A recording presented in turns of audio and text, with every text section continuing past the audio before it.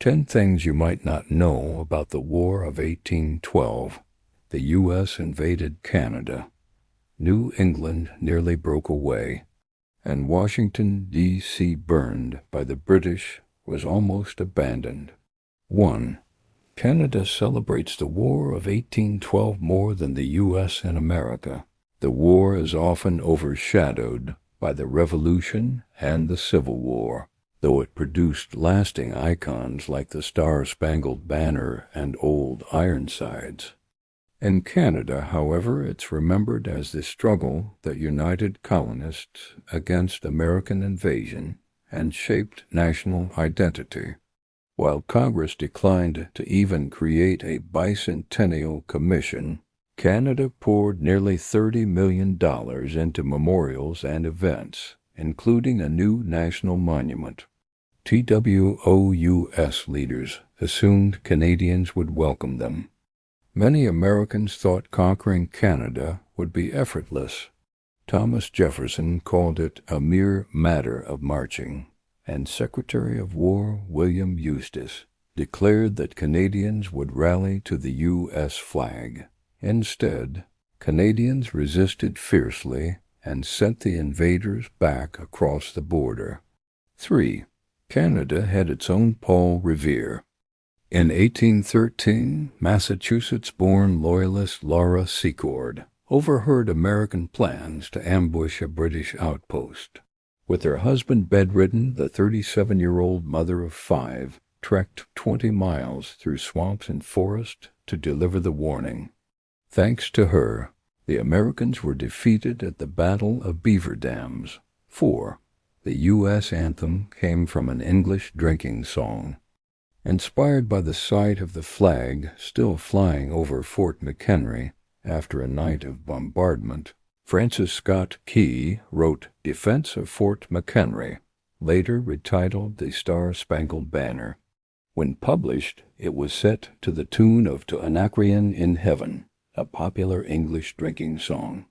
The melody stuck, and in 1931 it became the national anthem. 5. New England flirted with secession.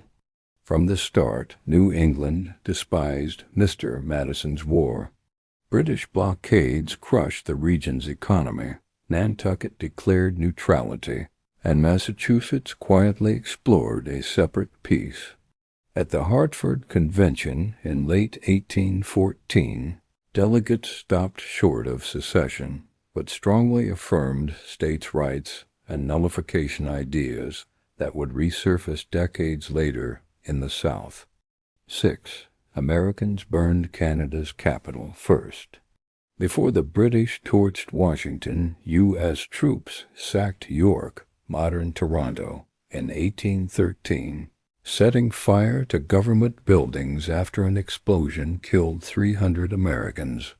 Among the spoils was a carved British lion still on display at the U.S. Naval Academy. 7. A tornado saved Washington from total destruction. On August 24, 1814, British troops set fire to the White House, Capitol, and other landmarks. The next day, a sudden storm doused the flames and spawned a tornado that ripped roofs from buildings, destroyed a Potomac bridge, and killed more British soldiers than American guns had. 8. Washington, D.C. nearly lost its capital status. When Congress reconvened in the burned-out city, some lawmakers pushed to move the capital back to Philadelphia. The House rejected the proposal, but by only 9 votes. 9. The biggest U.S. victory happened after the war was over. On December 24, 1814, American and British envoys signed the Treaty of Ghent. But word hadn't reached Louisiana when Andrew Jackson's forces crushed the British at the Battle of New Orleans on January 8, 1815. The treaty wasn't officially ratified until February 17, 10. Nobody really won, except the U.S. on the frontier.